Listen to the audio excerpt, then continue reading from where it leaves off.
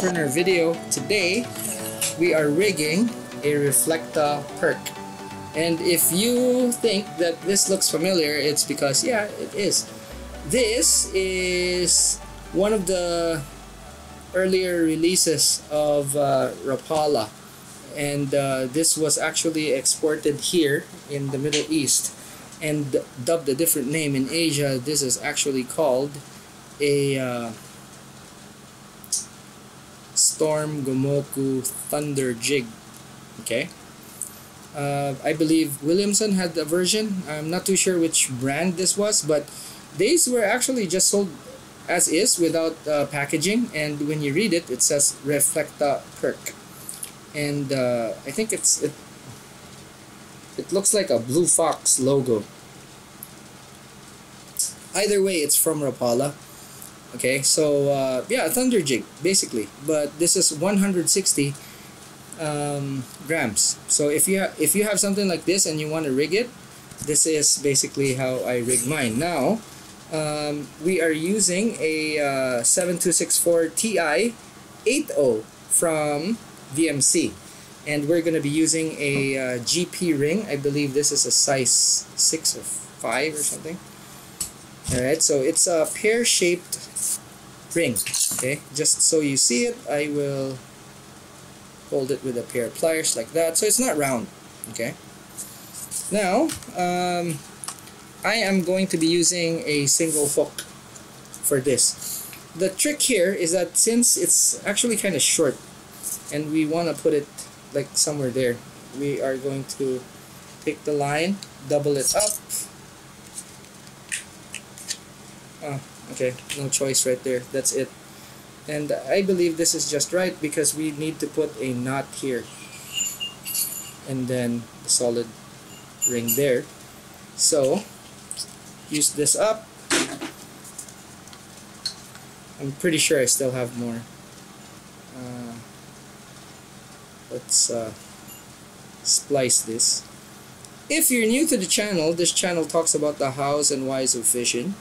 We cover everything from big game, ultralight, everything in between, including fly fishing. And today we are rigging for the jig rigging library, and this is how to rig a Reflecta perk or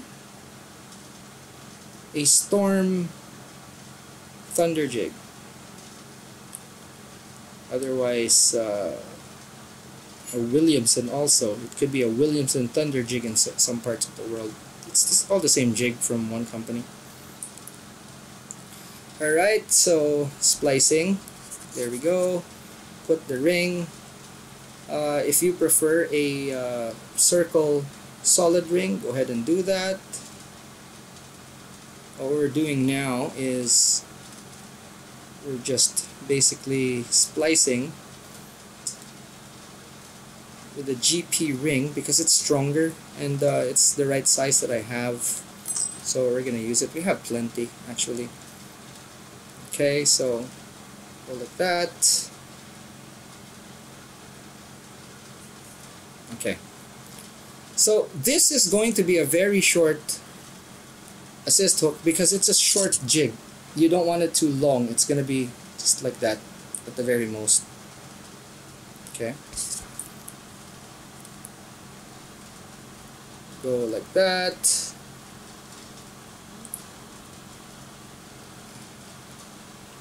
Tie it down like so. As you can see, that's just about right. Now, we don't want that to slip, so what we're gonna do is we're gonna tighten it. Grip the tag end, take your pull tool and pull. Now we're gonna be doing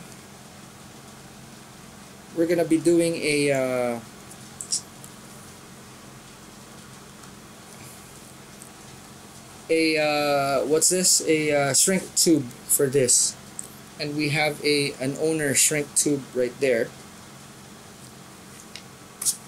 Okay, there we go. So that's tightened up. We are still gonna go at it. make sure that it's really tight. Okay, then pull this tight. Okay, now I'm gonna be using this, and if I use this, I'm gonna be powering the tuna in. More than likely what's gonna happen is that I'm gonna be using this at the ledge,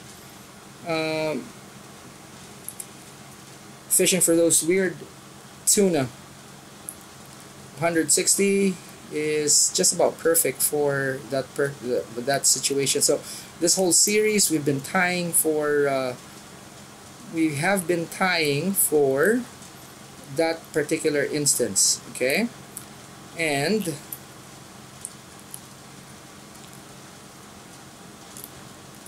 we have a 200-gram jig ready that's slim.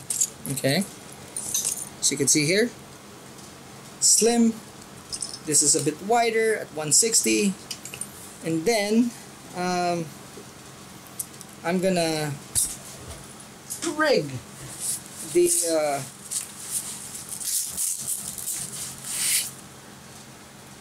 drift tune 200. Okay, and this is our number 3. So you can see that we have the jig that's actually kind of wide.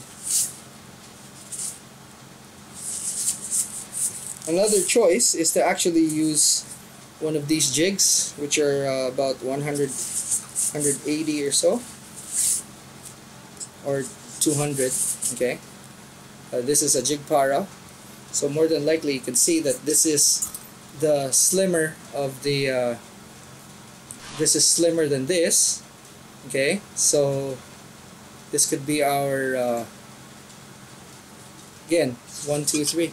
All right, actually a better idea would be to use one of the cutlass, and the cutlass could qualify as our number 2.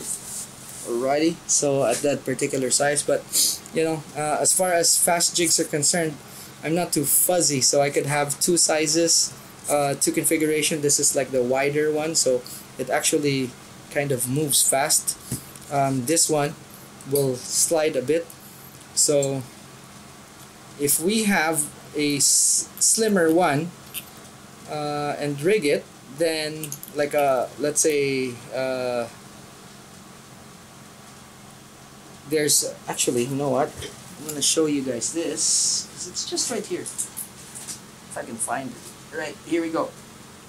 So this jig, it's a 130 gram. So as you can see, we have our 1, 2, 3. Okay, so I'm just gonna rig that, and again, it fits into the system that I've been discussing. If you don't know what I'm trying to say here, not trying, but if you want to know what the heck I'm talking about, just use the search function of the channel and type in 1, 2, 3, and you'll find a few videos discussing the system. So I've shown in an earlier video that I actually have a 1, 2, 3 for slow jigs, so I want to do a 1, 2, 3. Okay, so 1, 2, 3 for fast jigs as well. Okay, so I guess after this video we're going to be rigging this one right here. All right, so might be the video that comes after this one. So you know, and I'm trying to cover different aspects of how to tie the hooks, so that you have different examples. Okay, so right now, if you can see here, I am tying the tag off on this particular fast jigging hook. Okay, so there's no excuse for doing a sloppy job. So even if you're covering it, I am trying to do a good job here. Alrighty, so that's that. I'm gonna tie this off. Why do we tie this off in the first place? So if you have a tag and you're tying it off like this, what happens is that when you have pressure from here being pulled, this tying of the tag, when you're binding this, it's like you're pulling and tightening this knot, and it makes this whole thing stronger. Okay, so it's as simple as that.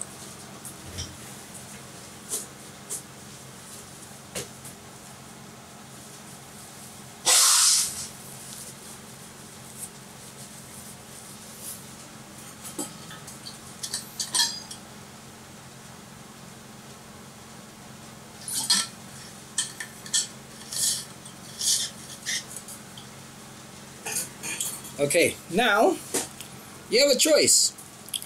This is basically finished, and you could just put glue and leave it, and because it was tied clean and the tag end is protected by a coat of super glue that acts like a top coat, or an epoxy shell, if you may, it's done. Okay, so if you want to show off your work, and if you didn't do it sloppily, it's a good way of doing it. And if there's excess, just dab your tissue and it's done. Okay,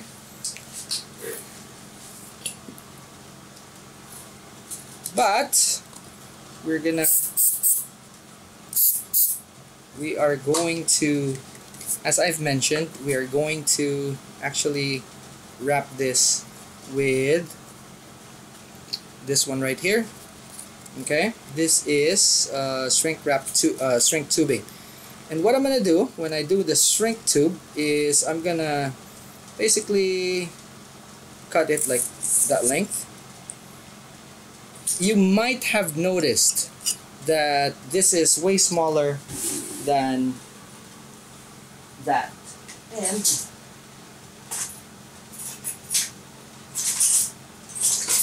we're gonna fit this in that. I'm gonna show you how I do it.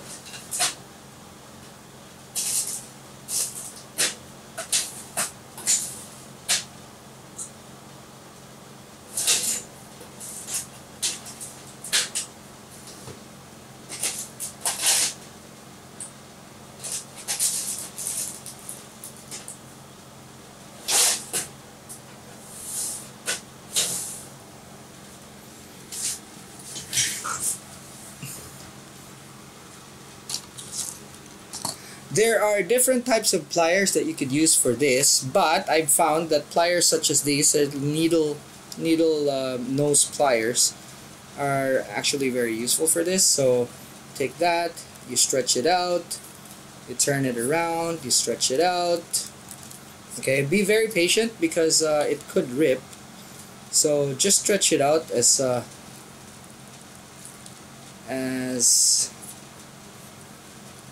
carefully as you can.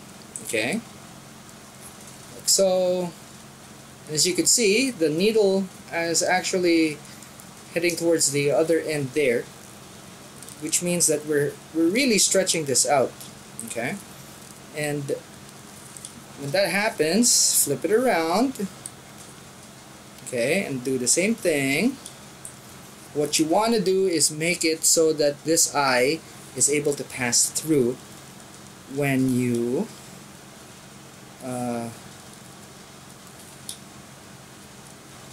when you actually try to put it on there, and I'll show you exactly why after everything. Okay, another thing that you need is a blue flame lighter. Don't use a Bic type lighter because it'll come out dirty. The best tool for this is actually a heat gun. So second best is a blue flame.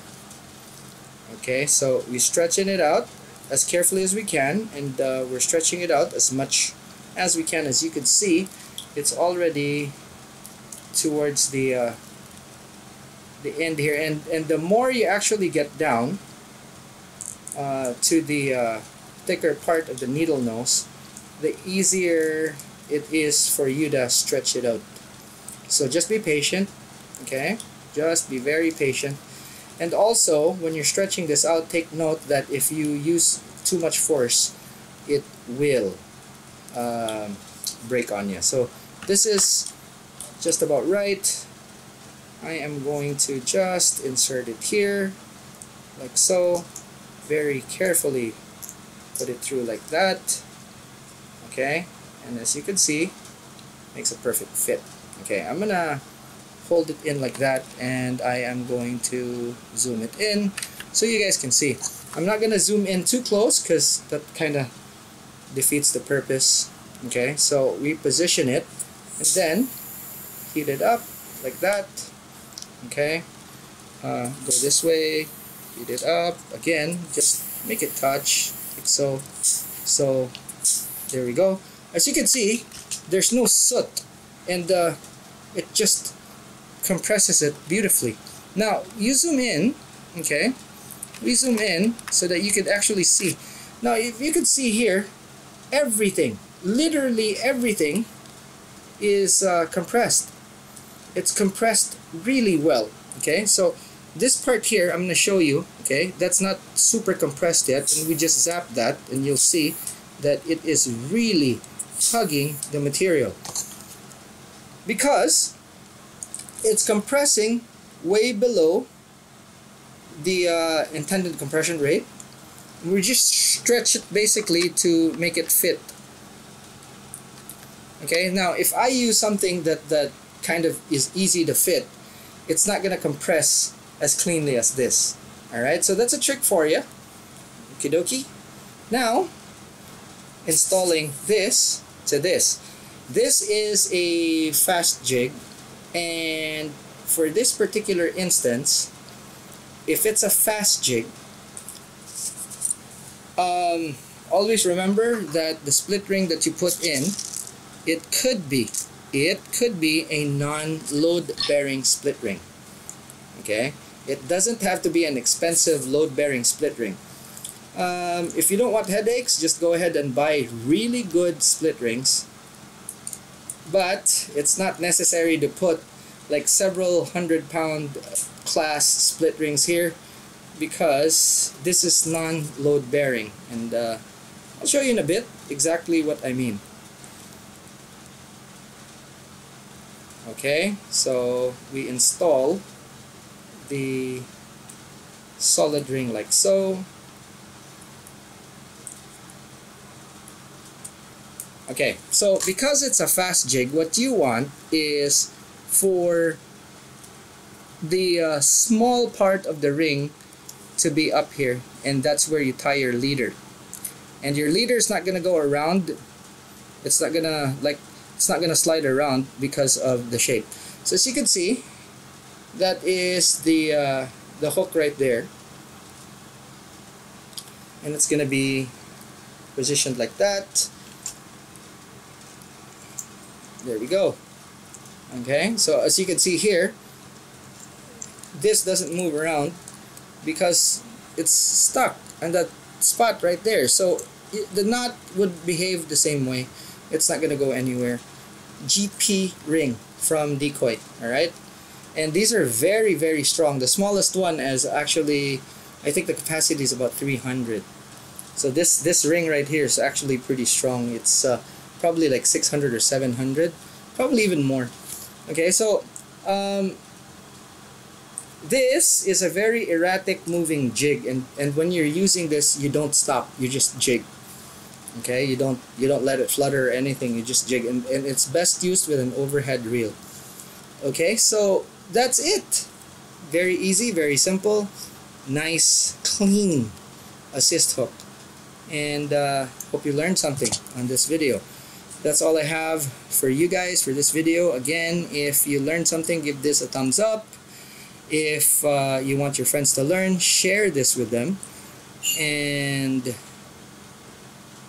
if you haven't yet and you want to learn more, click on the subscribe button. That's it for now. Thank you very much for watching. I'll see you in the next one. Class dismissed.